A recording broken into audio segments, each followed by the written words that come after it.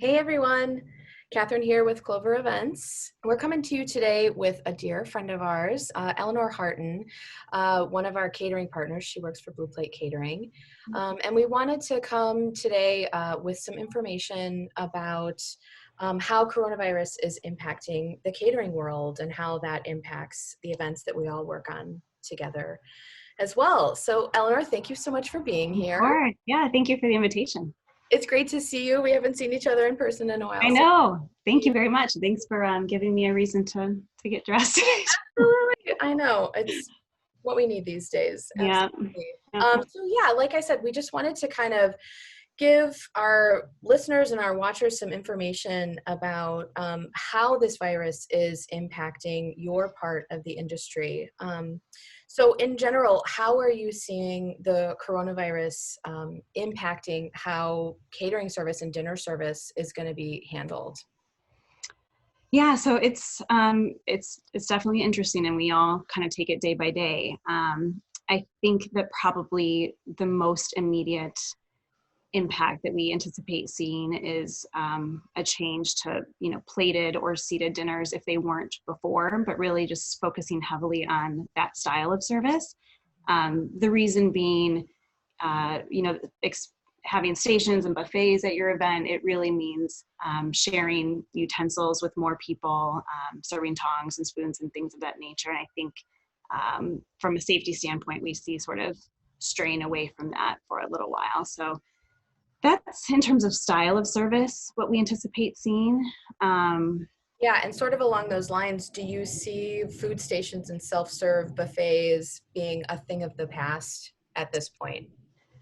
I would say probably for now, but hopefully not forever. I do think that there will still be ways for people to offer stations at their events moving forward. It just, from our perspective, has to be thought about a little bit more. It might look a little different, like having our staff members serve guests versus having them serve themselves.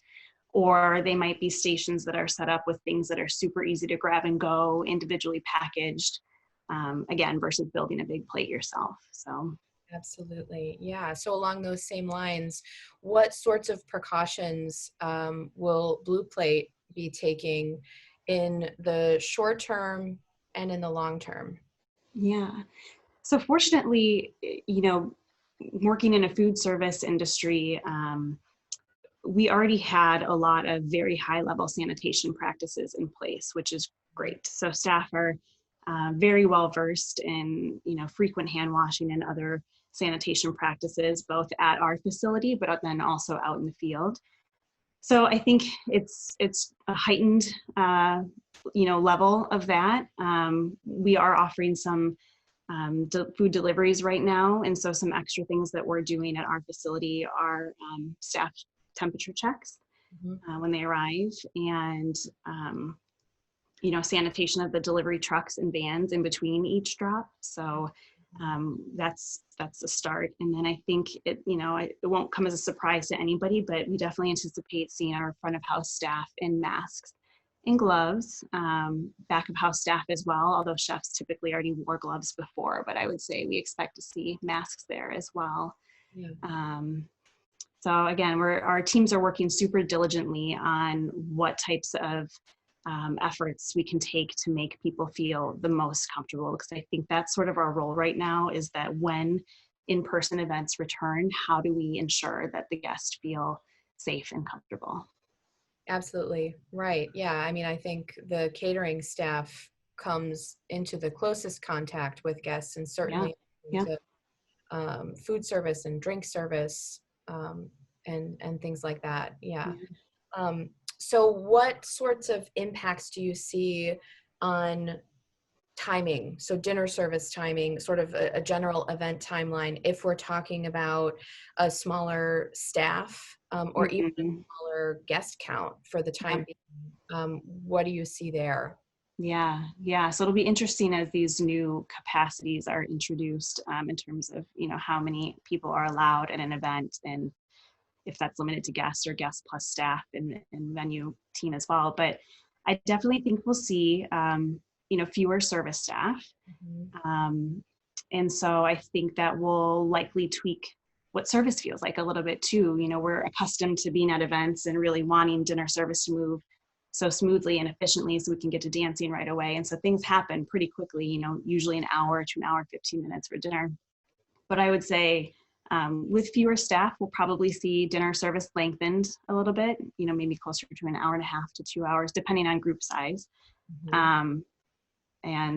You know, there might be some just changes in the style of service too. We might see a resurgence of like tray service, you know, where one server is kind of dedicated to one table versus several servers approaching that table. So it will be interesting, but hopefully, you know, our guests and clients are flexible enough and understanding enough that, you know, a little bit longer dinner service isn't going to ruin the experience. Yeah, definitely. And I think that tray service is a great point. If you are working with a smaller staff, Mm-hmm.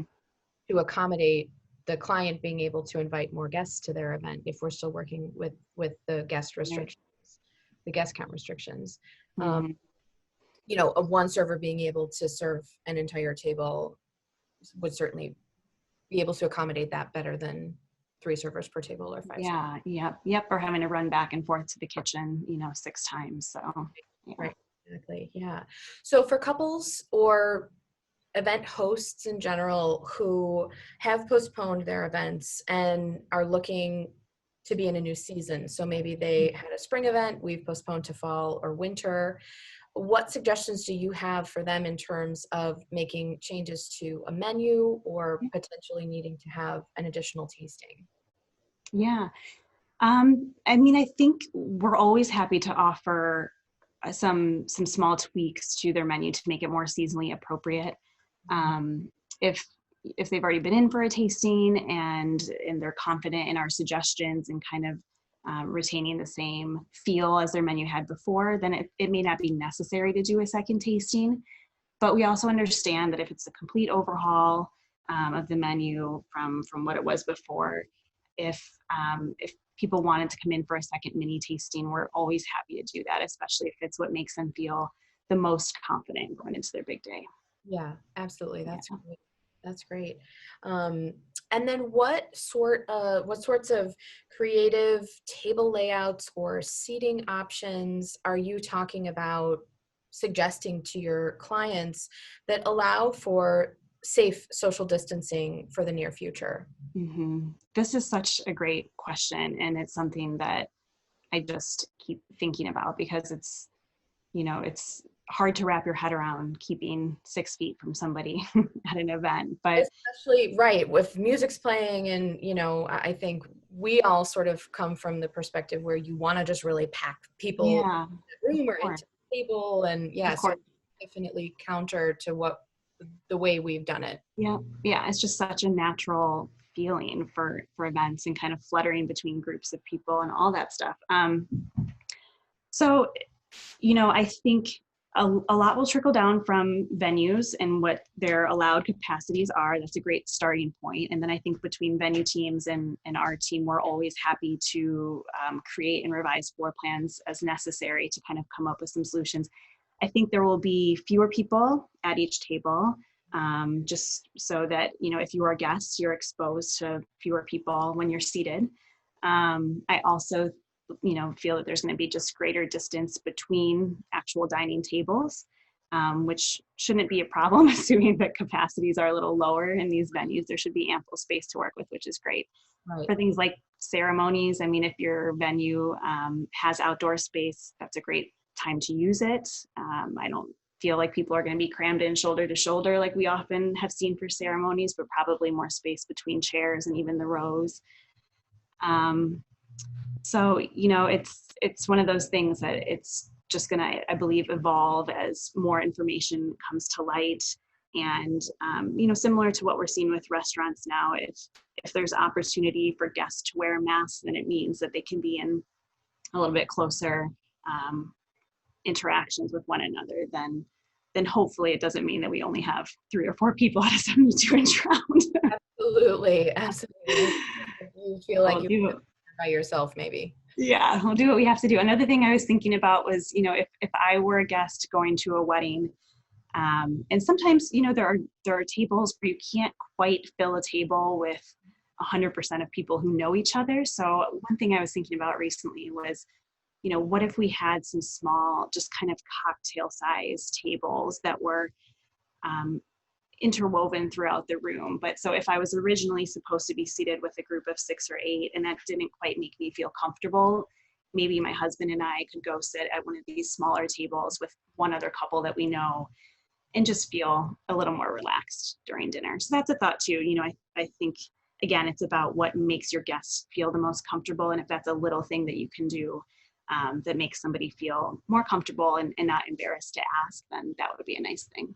Yeah, I think that's a great idea. And I think it's an interesting way to approach seating. Maybe something we'll see in the future is a larger mixture of table sizes instead of just the standard 3 that we would often see.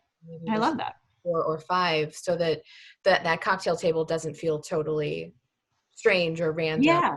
Yeah, I love that. I think it's such a great visual variety for a room too. So absolutely. Excellent. Well, just if you have any additional pieces of advice or thoughts you wanted to share as we wrap up, I'd love to hear them. Yeah, I mean, we definitely anticipate our staff, like I mentioned, being in masks. And I think we're all just kind of still trying to get used to what that feels like in society as a whole. But I think it could be a fun, touch point for couples to think about offering the same for their guests and finding fun ways to tie it into their wedding, whether it be, finding masks that are in a particular color palette of their wedding or something with their monogram or, something that just fits with the look and feel of their day. It might become kind of like the new favor is to offer people masks instead of a little takeaway treat, but I would be super stoked. So. Yeah. And hand it to the vendors as well. Yeah, absolutely. Excellent. Well, thank you so much for being here. This has been really informative and I'm excited to share it. So thanks. Yeah.